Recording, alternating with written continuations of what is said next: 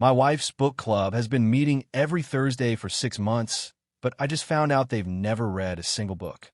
What I discovered instead has shattered my entire world. I never thought I'd be writing this. Even as I type these words, my hands are shaking, and I've had to restart this post 3 times because I keep breaking down. I'm a 34-year-old software engineer, married to my wife Sarah, 32F, for 7 years, together for 10. We have no kids yet, which is something that will become relevant later. Until 3 days ago, I thought we had the perfect marriage. Let me start from the beginning, because the whole story matters here and I need to get it all out. Sarah started her book club about 6 months ago. She said it was with some women from her yoga class, people I'd never met, which didn't seem strange at the time because yoga wasn't really my thing and our social circles didn't overlap much there. Every Thursday evening, like clockwork, she'd leave around 6 p.m. and come home around 10 or 11 p.m. She'd always seem happy, relaxed, sometimes a little tipsy. She'd tell me about the books they were reading, literary fiction mostly, some classics, occasionally a thriller. I'd ask her about the plots, and she'd give me these detailed summaries. I even bought her a couple of the books she mentioned for her birthday. Here's the thing. I trusted her completely. We'd been through so much together. We met in college, survived long distance for 2 years, moved across the country for my job, supported each other through family deaths and career changes. Sarah was my best friend. The idea that she would betray me never even crossed my mind. But then came last Thursday. I've been dealing with a brutal deadline at work, and on Thursday morning, I woke up feeling absolutely terrible. Fever, chills, body aches, the whole package. I texted my boss that I was taking a sick day and went back to sleep. Sarah had already left for work. She's a marketing manager at a mid-sized firm downtown. When she called me around lunch to check in, I told her I was feeling rough. She offered to skip book club to take care of me, but I insisted I was fine, that I'd probably just sleep through the evening anyway. "Are you sure?" she asked. "I can stay home. It's really no problem." "Babe, go," I told her. "Enjoy your book club. I'll be unconscious by 7 anyway." She laughed and said she loved me. I said it back, and that was that, except I didn't fall asleep. The fever broke around 4 p.m., and by 5:30, I was actually feeling decent enough to be bored.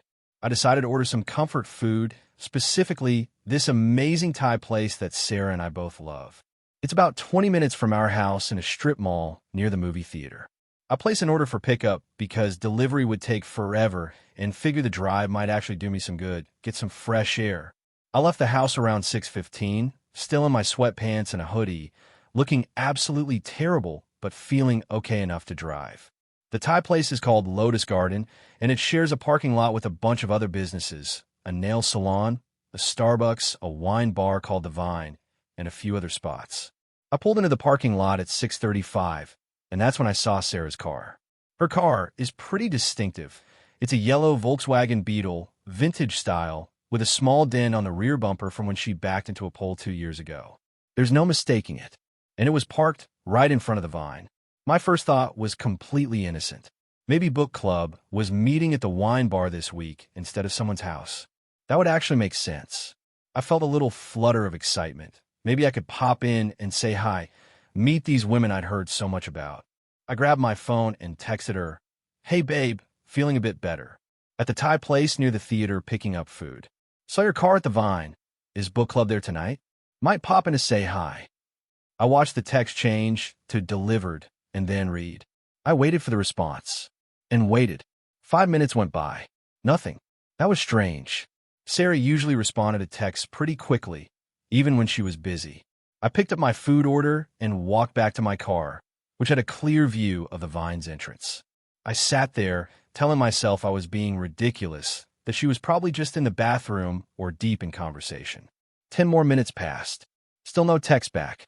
Then the door to the Vine opened, and Sarah walked out. But she wasn't alone, and she wasn't with a group of women. She was with a man. He was tall, probably early 40s, wearing an expensive-looking suit. They were standing close together, and as I watched, he said something that made her laugh. That laugh, the one I loved, the one that made her whole face light up. Then he leaned in and kissed her. Not a friendly peck on the cheek. A real kiss. And she kissed him back. I sat in my car, gripping the steering wheel so hard my knuckles went white. I felt like I couldn't breathe. My phone buzzed. Sarah had finally texted back. "Oh no, we're at Monica's house tonight in Riverside. That's so sweet though. Love you, feel better. 2 hearts." Riverside is a neighborhood on the complete opposite side of town, at least 30 minutes away. I watched as they talked for another minute, standing close together, his hand on her lower back. Then they separated. He walked to a black Mercedes. She walked to her yellow Beetle. They both pulled out of the parking lot in different directions. She drove past my car. I slumped down in my seat, but she wasn't looking around anyway. She seemed happy, relaxed, checking her phone at the stoplight. I drove home on autopilot. I don't even remember the drive. When I got there, I sat in my car in our garage for probably 20 minutes just staring at nothing. The Thai food was sitting next to me, getting cold. I felt numb. Eventually I went inside. I couldn't eat. I couldn't watch TV. I couldn't think straight. I just sat on our couch in the dark, waiting. Sarah came home around 10:30, same as always. She came in smiling, slightly flushed, maybe a little tipsy. "Hey, honey," she said brightly. "How are you feeling? Did you eat?" I told her I was feeling better, that I'd gotten Thai food. I asked how book club was. "Oh, it was great," she said, sitting down next to me. We finished the remains of the day. So beautiful, but so heartbreaking. Monica made these amazing cheese puffs. "How was your evening?" I looked at her, this woman I'd loved for 10 years, lying to my face with such ease, such detail. I wanted to confront her right then, but something stopped me. Maybe it was cowardice. Maybe it was the part of me that still couldn't fully believe what I'd seen. Maybe I just needed more information before I blew up my entire life. "Sounds nice," I said. "I'm pretty tired. I'm going to head to bed." "Okay, sweetie," she said, kissing my forehead. "I'm going to shower first." "Love you." "Love you too," I said automatically. After she went upstairs, I looked at my phone. I pulled up our cellular account. We're on a family plan, and I'm the primary account holder, so I can see all the details. I looked at her location history for that evening. She'd been at the Vine from 5:47 p.m. to 7:23 p.m. Then she'd driven to a neighborhood I didn't recognize and stayed there until 10:02 p.m. She'd never gone anywhere near Riverside. I couldn't sleep that night. I lay next to her in our bed, listening to her breathe, trying to reconcile the person I thought I knew with what I'd witnessed. Every time I closed my eyes, I saw her kissing him. The next morning was Friday. Sarah got up for work like normal, chipper and affectionate. She made me promise to take it easy since I'd been sick. After she left, I called in sick again. I had work to do, but not at my job. First, I looked at her cellular records more carefully. I went back 6 months to when book club started. Every single Thursday, the pattern was the same. She'd go to the Vine first for about 90 minutes. Then she'd go to an address in the same neighborhood. Looks like a residential area called Oakmont Heights, about 15 minutes from the Vine. She'd stay there for 2 to 3 hours, then come home. I Google mapped the address in Oakmont Heights. It was a nice townhouse in an upscale development. I couldn't see who owned it from Street View, but it looked expensive. Then I did something I'm not proud of. I logged into Sarah's email account. I knew her password. We'd always been open with each other about that stuff. Used to check each other's emails when one of us was driving or busy. I never abused that trust before. Now I was looking for evidence of betrayal. It didn't take long to find it. There was an email folder she'd created called Book Lists. Clever, since it wouldn't seem suspicious if I ever saw it. But there were no book recommendations inside. There were emails from someone named Marcus Hoffman, going back 7 months. The early ones were professional. Apparently she'd met him through work. He was a client or consultant or something. But they'd quickly become friendly, then flirty, then explicit. I won't share most of what I read. It's burned into my brain anyway. But I'll tell you this. They've been sleeping together since the second week of book club.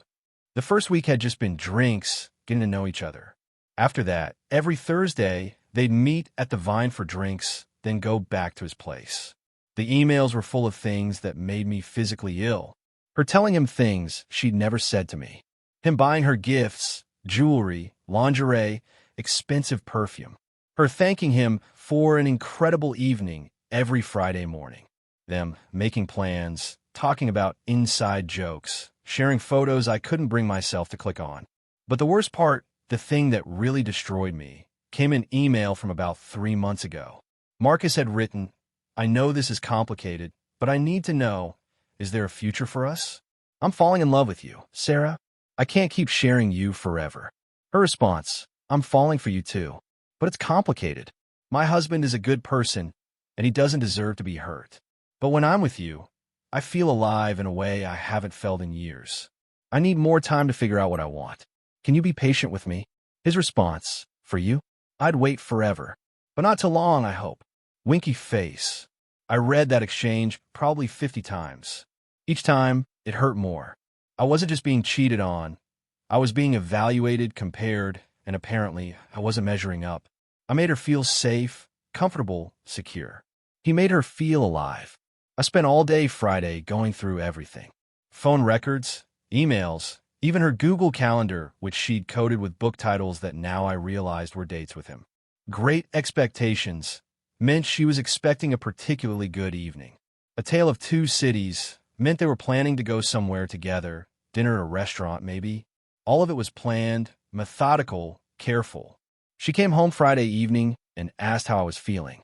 I said much better. We ordered pizza and watched a movie. She cuddled up next to me on the couch. I felt like I was going to throw up. On Saturday, I told her I was going to play basketball with some friend from work, something I did occasionally, so it wouldn't raise suspicion. Instead, I drove to Oakmont Heights. I found the townhouse. I sat in my car down the street and looked at it. It was a nice place, nicer than our house. There was a black Mercedes in the driveway. I took photos of everything. Then I sat there and tried to figure out what to do. I could confront her right away, but I'd read enough Reddit posts to know that cheaters often just gaslight you, make you feel crazy, deny everything even when faced with evidence. They trickle truth you, admit only to what you can prove, minimize everything, make it somehow your fault. I could ghost her, pack my stuff, and leave while she was at work, file for divorce, and serve her papers. Clean break, no drama. Or I could gather more evidence and plan my exit strategy carefully. We own our house together. We have joint accounts. We have a whole life intertwined. If I was going to do this, I wanted to do it right. I decided on the third option. Over the weekend, I acted normal. It was the hardest thing I've ever done. Sunday morning, we went to our favorite brunch spot like we always did. She held my hand across the table and told me about an idea she had for a vacation this summer. Maybe Italy. She'd always wanted to go to Tuscany. I smiled and nodded and said that sounded great, all while wanting to scream at her. That afternoon, while she was out getting groceries, I took my wedding ring off and looked at it. Inside, it's engraved with our wedding date and the words always and forever. I put it back on. It felt heavier than before. On Monday, I went back to work. I acted normal there too, though my boss commented that I seemed distracted.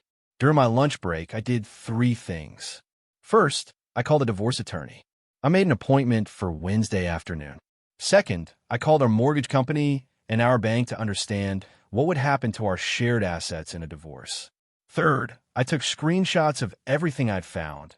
Emails, location data, text messages. She'd been sloppy with iCloud backups. I sent them to a private email account she didn't know about and saved them in 3 different places. Monday evening, Sarah asked if I wanted to meal prep with her for the week. We stood in our kitchen, chopping vegetables side by side, talking about our days. She told me about a presentation she had on Wednesday. I told her about a bug I was trying to fix in some code. It was so mundane, so normal. I kept thinking, does she feel guilty at all? Does she think about him while she's here with me? Does she compare us? Tuesday, I went to work again. That evening, Sarah suggested we watch the new season of a show we'd been following together. We sat on the couch, and during a particularly emotional scene, she cried and I held her. The cognitive dissonance was staggering. Wednesday afternoon, I met with the attorney. Her name was Rebecca Chun, and she was recommended by a colleague who'd been through a divorce. I showed her everything. "This is pretty straightforward," she said after reviewing it all. "She's clearly been unfaithful. You have extensive documentation, and there's no question about the timeline or the facts. In this state, we have no-fault divorce, so technically the affair doesn't matter for the divorce itself, but it can matter for things like alimony. Given that you make more than her, she might be entitled to some spousal support, but the affair could limit that. The house will likely need to be sold and assets split, unless one of you wants to buy the other out. How long does this take? I asked. If it's uncontested, could be finalized in a few months. If she fights it, could be a year or more. What should I do now? That depends on you. Some people prefer to confront their spouse first, see if they can work it out or reach an agreement before filing. Others prefer to file first and let the papers do the talking. There's no wrong answer. It's about what you need emotionally. I thought about it. If I confront her, what should I say? Just the facts. Don't be accusatory or emotional if you can help it. I know that's hard. Tell her what you know. Tell her you want a divorce and suggest that you both get attorneys and handle this as amicably as possible. Record the conversation if you're in a one-party consent state, which you are. Don't leave the house permanently until you've spoken to me again. That can look bad in some situations. I scheduled another meeting for Friday and left her office feeling strange. It was really happening. My marriage was ending. That night, Wednesday night, Sarah said she was tired and went to bed early. I stayed up late, sitting in our living room, looking at our wedding photos on the wall. We looked so happy, so young, so naive. I wondered when exactly it had started to fall apart. Had there been signs I missed? Had I been a bad husband? What had I done wrong? But then I got angry. No, I hadn't been perfect, but I'd been faithful. I'd been committed. I'd been present. She was the one who'd made a choice to betray everything we'd built. She was the one who'd lied to my face every single Thursday for 6 months. Whatever problems we had, she'd chosen the worst possible way to handle them. Thursday came, the day of reckoning. I worked from home, telling my boss I was still recovering from my illness. Sarah went to work like normal. Around noon, she texted me, "Book club tonight? Should I pick up dinner for you before I go?" I stared at that text for a long time. The casualness of it, the ease of the lie. I texted back, "No thanks, I'm good. Have fun at book club. Will do. Love you." 2 hearts. I didn't respond to that. At 5:45 p.m., Sarah came home from work. She was already dressed nicely. She'd clearly freshened up at the office. She was wearing a dress I'd never seen before, one that was a bit nicer than her usual book club outfits. "Hey, babe," she said, grabbing her purse. "I'm heading out. Don't wait up." "Actually," I said, my heart pounding, "can you sit down for a minute? We need to talk."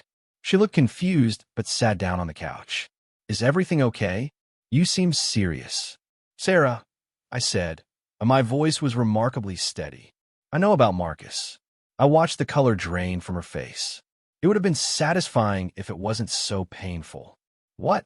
she said, but her voice was small. "I don't. What are you talking about?" "I know about Marcus Hoffman. I know there's no book club. I know you've been cheating on me every Thursday for 6 months." She opened her mouth, closed it, opened it again. "How did you—" "Does it matter?" I said. "I saw you with him last Thursday at the Vine. I've seen the emails. I've seen the location data. I know everything. Sarah, please don't insult me by lying anymore." She started crying. "Oh my God. Oh my God, I'm so sorry. It's not. It wasn't supposed to happen like this." "How was it supposed to happen?" I asked. "Were you planning to tell me eventually? Or were you just going to keep lying to me forever?" "I don't know," she sobbed. "I don't know. I was confused. I am confused. Are you in love with him?" She looked at me, tears streaming down her face. "I don't know. You told him you were falling for him. You read my emails?" She sounded angry now, which was rich. "Yes, I did. After I caught you kissing him, after I found out you've been lying to me every week for half a year, yes, I invaded your privacy. Forgive me." She put her head in her hands. "This isn't how I wanted you to find out." "How did you want it to find out, Sarah? What was your plan here?" "I don't know," she yelled. "I don't have a plan. I've been trying to figure out what I want. And in the meantime, you just thought you'd keep both of us on the hook? Keep your stable husband at home while you figure out if the exciting affair guy is a better option?" She didn't answer. "Does he know you're married?" I asked. "Yes," she whispered. "Does he know you have no intention of leaving me?" I never said that. Those words hit me like a truck. "So you have been thinking about leaving me?" "I don't know what I've been thinking," she said. "It's complicated. It's actually very simple," I said, standing up. "You made a commitment to me. You broke it. Repeatedly. For 6 months. You looked me in the eye every single day and lied to me. You kissed me, slept next to me, made plans with me, all while you were sleeping with someone else. There's nothing complicated about that. That's just betrayal. You don't understand, she said. Things haven't been good between us for a while. Then you should have talked to me about it. You should have suggested counseling, or told me you were unhappy, or literally anything except fuck someone else. She flinched at my language. I never swore at her. I'm sorry, she said quietly. I know I've hurt you. I never wanted to hurt you. But you did it anyway. Every Thursday, you chose to hurt me. You chose him over me, over us, over everything we built together. It wasn't like that, she protested. It wasn't about you. It was about me feeling alive again, feeling excited, feeling... I don't care, I interrupted. I don't care about your justifications. I don't care why you did it. I just care that you did. We sat in silence for a minute. She was still crying. I felt empty. What happens now? She finally asked. I've already talked to a divorce attorney, I said. I'm filing for divorce. What? She looked genuinely shocked. Just like that? You're not even going to try to work on this? I stared at her. Are you serious? You've been having an affair for 6 months, and you think there's something to work on? People get past affairs, she said desperately. We could go to counseling. I could stop seeing him. We could start over. Could you? I asked. Could you stop seeing him? Are you willing to never speak to him again, block him on everything, cut him completely out of your life right now? She hesitated. That was all the answer I needed. You're still going to see him tonight, aren't you? I said. Even after this conversation, even knowing that I know, you were planning to go meet him. I need to tell him it's over, she said weakly.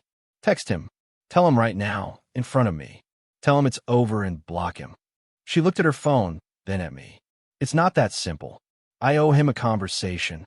You owe me, I shouted, losing my composure. You owe me 7 years of marriage. You owe me 10 years of partnership. You owe me the fidelity and respect you promised me. You don't owe him anything. She was crying harder now. Please, can we take a breath here? This is all happening so fast. It's been happening for 6 months, Sarah. It's only fast for you because you finally got caught. What do you want me to do? She asked. I want you to leave. Tonight. Pack a bag and go stay with a friend or your sister or get a hotel room. I don't care. But I need you out of this house tonight. This is my house too, she said. Fine, then I'll leave. Either way, we're not both staying here tonight. She looked around our living room, at our life together. It doesn't have to be like this. We can fix this. No, I said firmly. We can't. You broke this. You broke us. And I'm done. She stood up slowly. I'm going to go upstairs and pack some things. Fine. I sat on the couch while she went upstairs. I could hear her moving around, opening drawers, probably crying. My phone buzzed. A text from Marcus, running a few minutes late. Gorgeous. Can't wait to see you. Red heart. I felt sick. 20 minutes later, Sarah came back downstairs with a suitcase. Her eyes were red and swollen. I'm going to stay with my sister for a few days, she said. Can we talk this weekend? Please. Talk to my attorney, I said. You'll be getting the papers soon. Please don't do this, she said, crying again. Please. I love you. I made a mistake, but I love you. If you loved me, you wouldn't have done this, I said simply. She stood there for another moment, like she was waiting for me to change my mind, to stop her, to say we could work it out. I didn't say anything. Finally, she left. I heard her car start, heard her drive away. Then I was alone in our house, in the silence. I sat there for a long time. Then I took off my wedding ring and set on the coffee table. That was 3 days ago. Since then, I've been staying at the house. She's been texting me constantly, apologizing, begging for another chance, saying she ended things with Marcus, though I doubt it, asking if we can talk. I haven't responded to most of them. My attorney says the papers will be ready to file next week. Sarah's sister called me yesterday. She was surprisingly sympathetic. Apparently, Sarah told her everything, and her sister was furious with her. I told her she was an idiot, she said. You're a good man. You didn't deserve this. That made me feel slightly better, at least knowing that not everyone in her life was going to defend her behavior. I also heard from Marcus, which was surreal. He somehow got my number. I think Sarah must have given it to him. He called me, and against my better judgment, I answered. I just wanted to say I'm sorry, he said. I never meant to hurt you. I didn't pursue her. It just happened. Things don't just happen, I said. You both made choices. Multiple choices, over and over for months. Fair enough, he said. For what it's worth, she talked about you a lot. She cares about you. Not enough, I said and hung up. I don't know why he called. Maybe he felt guilty. Maybe Sarah put him up to it. Maybe he wanted to size up his competition. I don't really care. My family and friends have been incredibly supportive. I told my parents and my two closest friends everything. My dad said something that stuck with me. Son, this pain is temporary. Your integrity is permanent. You did nothing wrong, and you're handling this with grace. That's all you can do. Some people have asked me if I would ever consider taking her back if she really committed to changing. The answer is no. Not because I don't love her. Part of me always will. She was my person for 10 years. But because I can't ever trust her again. Every time she'd be late coming home from work, every time she'd go out with friends, every time she'd check her phone and smile, I'd wonder. I'd always wonder. That's no way to live. I've also been thinking about red flags I might have missed. In retrospect, there were a few things that maybe should have concerned me. About 8 months ago, she started dressing a bit nicer for work. She joined a gym and started working out more regularly. She seemed more interested in her appearance. At the time, I thought she was just feeling good about herself, and I encouraged it. Now I realize she was probably preparing to cheat or already starting to get involved with Marcus. She also became a bit more critical of me around the same time. Little comments about how I should dress better, or how I'd let myself go a bit, or how I was boring because I liked staying home and playing video games on weekends. I try to brush it off as her just being stressed about work, but now I see it differently. She was comparing me to him and finding me lacking. The thing that hurts the most isn't even the physical betrayal, though that's bad enough. It's the emotional betrayal. It's knowing that she was building a whole other relationship, a whole other life, while pretending everything was fine with me. It's knowing that she was lying to me effortlessly, that she'd become someone who could look me in the eye and deceive me without hesitation. That's the person I don't recognize. That's not the woman I married. I've been going through old photos, try to pinpoint when it all went wrong. Our wedding day, we looked so happy. Our honeymoon in Costa Rica. The day we bought this house. Christmas last year. Her birthday, 6 months ago. We looked happy in all of them. Maybe we were. Maybe she was genuinely happy with me until she met him. Or maybe she'd been unhappy for longer than I realized and just hit it well. I'll probably never know the full truth. And I'm starting to accept that maybe I don't need to. The why doesn't really matter. The what is enough. Someone at work recommended I start therapy, so I have an appointment next week. I think it'll be good to talk to someone professional about all of this. I've been holding it together pretty well, but I know I'm just in survival mode right now. At some point, the reality of losing my marriage is going to fully hit me, and I want to be prepared for that. I'm also trying to take care of myself physically. I've barely eaten in days, I'm not sleeping well, and I've lost weight I didn't need to lose. My friends are making sure I eat actual meals and not just coffee and protein bars. It's the little things that remind me I'm not alone in this. The house feels different now. Empty. Every room has memories. We painted the bedroom together. We picked out that couch together. We hung those pictures together. I'm probably going to need to sell it as part of the divorce anyway, but it's strange being here alone. It doesn't feel like home anymore. It feels like a museum of a life that no longer exists.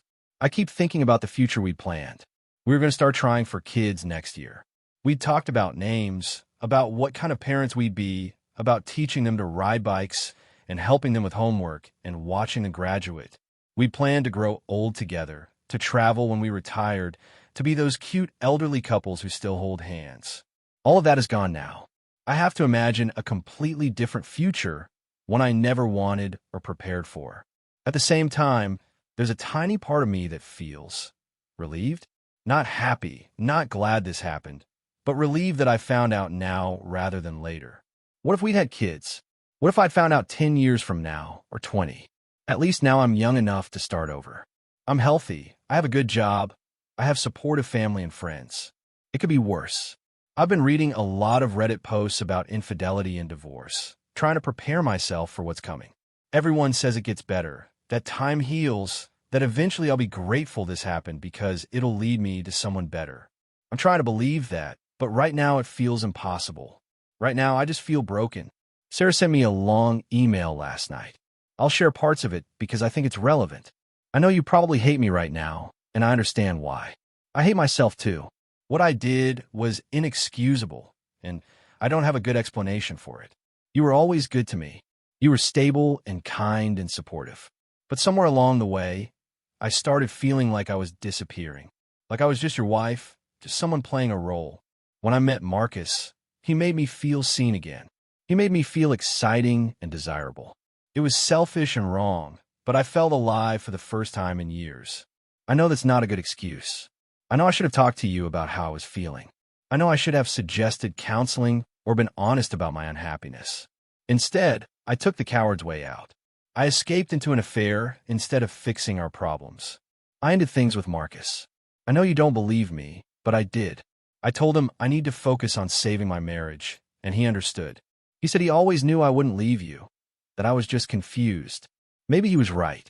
Please give me another chance. Please let me prove to you that I can be the wife you deserve. I know I broke your trust, but I can earn it back. I'll do anything. I'll go to therapy. I'll quit my job if that's what it takes to get away from situations where I might see him. I'll give you complete access to my phone and email and everything. I'll be completely transparent. Just please don't throw away 10 years over one mistake. I love you. I've always loved you. Even when I was with him, I loved you. That probably doesn't make sense, but it's true. You're my home. You're my best friend. I don't want to lose you. Please think about it. Please don't give up on us. Love, Sarah. I read that email several times. Part of me wanted to respond, to tell her it wasn't just one mistake, but hundreds of choices made over 6 months. Part of me wanted to be cold and cruel, to hurt her the way she hurt me. But mostly I just felt sad. Because here's the thing. I do believe she loves me, in her way. I believe she's sorry she got caught. I even believe she ended things with Marcus. Though I suspect that's more because he realized she was never going to leave me and he lost interest. But I don't believe she understands what she's done. Not really. She still thinks this is fixable. She thinks if she just says the right things, does the right things, that we can go back to how we were. But we can't. That life is over.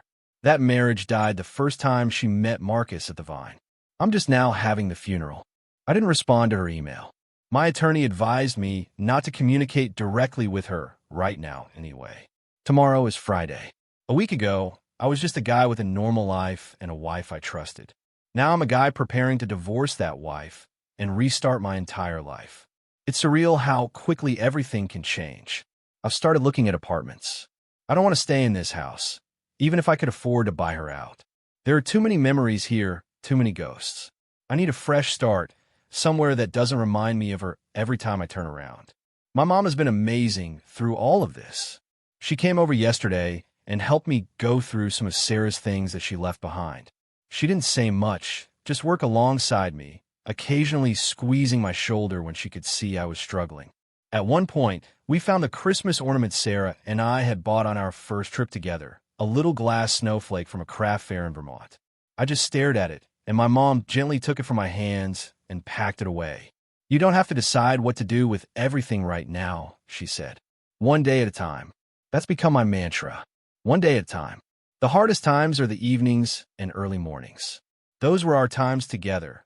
Morning coffee before work, evening dinners and TV shows. Now I sit alone with my coffee, and the silence is deafening. I've started listening to podcasts just to fill the void, to have voices in the house that aren't my own thoughts. Work has been understanding, but I can tell my performance is suffering. I'm distracted, making careless mistakes, missing things I normally wouldn't. My boss pulled me aside yesterday and told me to take whatever time I needed. Family emergencies happen, he said, even though I hadn't told him the details. Your work will still be here when you're ready to come back fully. I'm grateful for that kind of support, but it also makes me feel weak.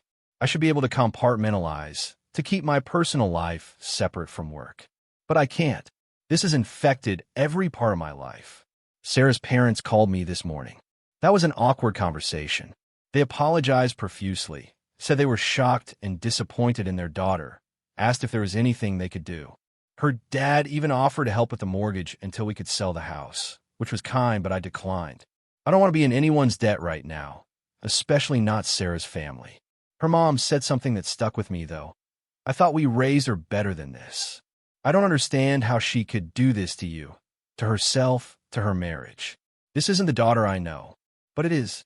That's the thing everyone keeps dancing around. This is who Sarah is. Not the person I thought she was, not the person she pretended to be, but the person she actually is, someone who's capable of sustained deception, of living a double life, of choosing her own excitement over her commitments. I fell in love with an illusion. I've been thinking a lot about the concept of closure. Everyone talks about needing closure after a breakup, but what does that even mean? I know what happened. I know why it happened, at least as much as I'm ever going to know. I know she chose to cheat, to lie, to betray me. What more is there to understand? Maybe closure isn't about understanding. Maybe it's about acceptance. Accepting that this is really happening, that my marriage is over, that the future I envisioned is gone. I'm not there yet. I'm still in the stage where I wake up some mornings and forget, just for a moment, what happened. Then reality crashes back in, and I have to live through it all over again. I found her book club books in her nightstand yesterday, the ones I'd bought her for her birthday. They were still in perfect condition, never opened. That hurt more than it probably should have. It was such a small, stupid detail, but it represented the entirety of the lie. She couldn't even be bothered to skim a few pages to make the story more convincing. I've also been going through our financial records more carefully, preparing for the divorce proceedings. We have a joint savings account with about $45,000 in it. Money we'd been saving for a down payment on a bigger house when we were ready to have kids. We have retirement accounts, though those are separate. We have the house, which we bought 3 years ago for $320,000 and which is probably appreciated to around $360,000 based on recent comps in the neighborhood. We still owe about $280,000 on the mortgage. My attorney says we'll likely need to sell the house and split the proceeds, then divide the savings and other assets. It's all very mechanical, very transactional. This is what a marriage becomes in the end, a balance sheet of assets and debts. What you can't put on a balance sheet is the emotional investment, the 10 years of memories, the inside jokes and share experiences, the comfort of knowing someone so well you can finish their sentences, the security of having a partner, someone who's supposed to have your back no matter what. All of that has no dollar value, but losing it is worth more than any asset we're dividing. I ran into one of Sarah's yoga friends at the grocery store today. She clearly knew something was wrong because she got very uncomfortable when she saw me. "Hey," she said cautiously. "How are you doing?" "I've been better," I said honestly. "I'm so sorry about everything," she said. I had no idea what Sarah was doing. If I'd known, "It's not your fault," I told her. "You didn't do anything wrong." "For what it's worth," she said, "I always thought you two were great together." I'm shocked she would throw that away. I nodded, not trusting myself to speak without getting emotional in the middle of the produce section. After she left, I realized something. Sarah's yoga friends, her real ones, not the made-up book club, probably had no idea what she was doing either. She lied to everyone, not just me. She constructed this elaborate cover story and lived it for 6 months. That takes a special kind of commitment to deception. I wonder if Marcus knows he wasn't as special as he thought. He wasn't the great love that made her abandon her marriage. He was just Thursday evenings. The rest of the week, she was still playing wife with me, still making plans for our future, still pretending everything was fine. Was he okay with being compartmentalized like that? Or did he think he was slowly winning her over, that eventually she'd choose him? From the emails I read, it seemed like he was getting impatient. The one I mentioned earlier, where he asked about their future, wasn't the only one. There were several where he expressed frustration at being the secret, at having to share her. But he kept coming back. I guess Thursday evenings with someone else's wife was better than nothing. I hope they're both happy with what they've got now. Each other, I suppose, though I doubt that will last. Relationships built on betrayal rarely do. When there's no more thrill of sneaking around, no more forbidden fruit, what's left? Just two people who prove they can't be trusted. My attorney called this afternoon. The papers are ready. I can come in Monday morning to review and sign them, and they'll be filed with the court Monday afternoon. Sarah will be served within a few days after that. Are you sure you want to proceed? Rebecca asked me. I have to ask. This is your last chance to pump the brakes if you're having second thoughts. I'm sure, I said. I've never been more sure of anything. Okay then. Monday morning, 9 a.m. We'll get this started. After I hung up, I felt a strange mix of emotions. Sadness, obviously. Fear about the unknown future. But also a tiny spark of something else. Relief? Liberation? I'm not sure what to call it. Just a sense that I'm taking control back. That I'm not just a victim of Sarah's choices anymore. I'm making my own choice now. Tonight is Thursday. Right now, in an alternate timeline where I never found out, Sarah would be getting ready for book club. She'd be putting on a nice dress, doing her makeup, probably texting Marcus that she was on her way. I'd be at home, oblivious, maybe ordering takeout, and settling in to watch sports or play video games. Thinking my wife was out discussing literature with friends. Thinking my marriage was solid. Instead, she's at her sister's place. I'm alone in our house, and our marriage is over.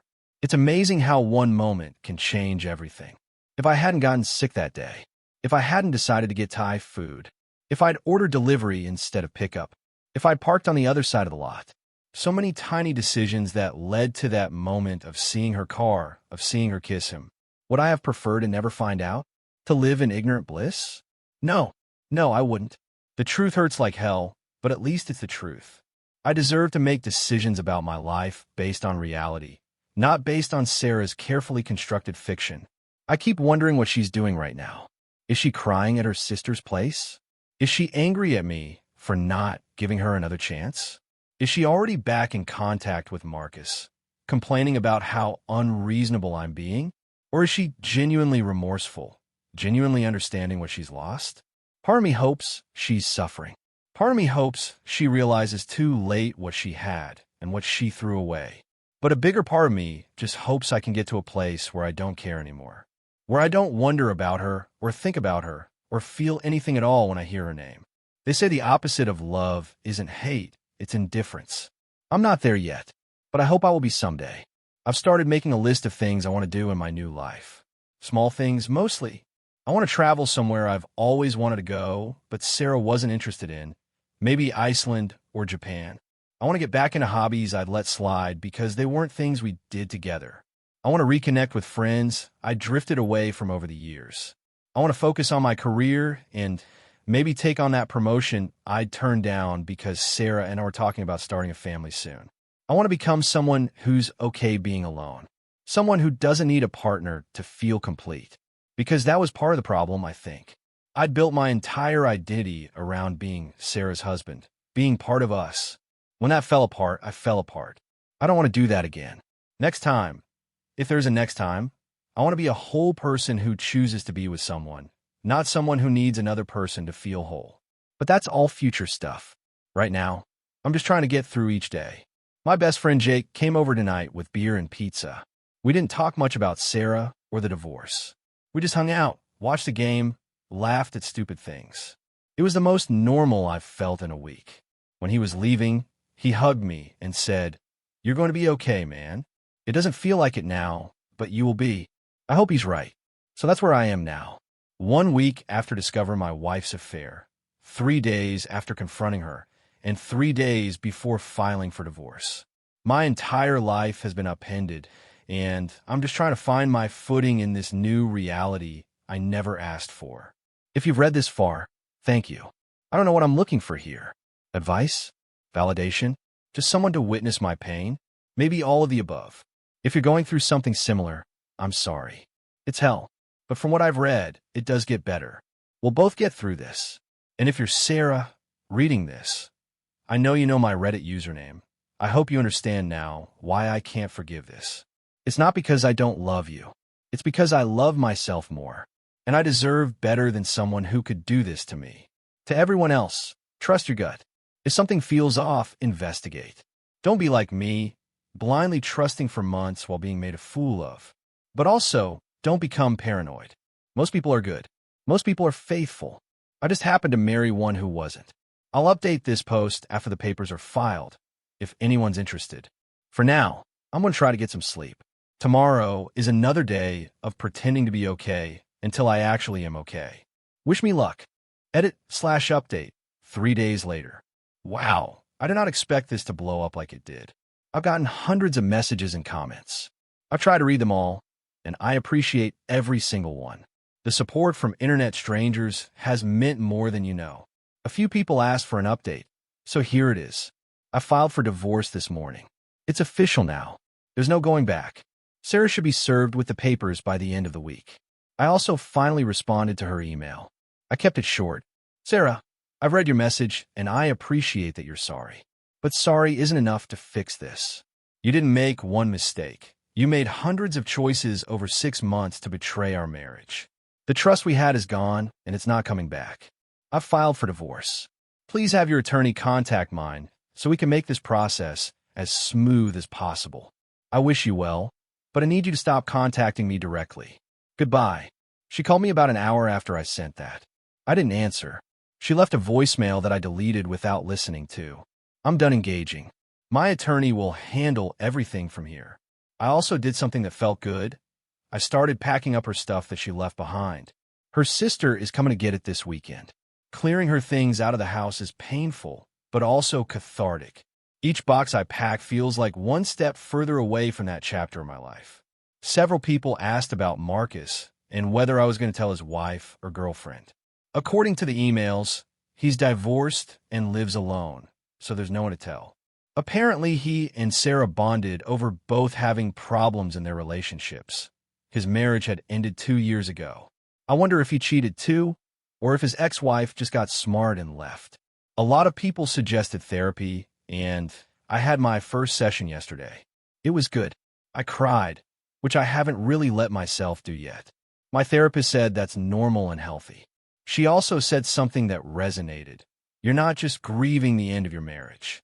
You're grieving the person you thought Sarah was, the future you thought you'd have, and your own innocence. That's a lot to process. She's right. This isn't just about losing Sarah. It's about losing my faith in love, in marriage, in my own judgment. How do I trust anyone again when I was so completely blindsided?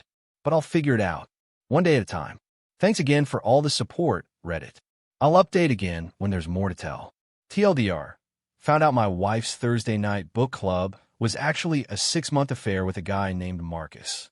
Confronted her, kicked her out, filed for divorce. Currently trying to pick up the pieces of my life and figure out how to trust again.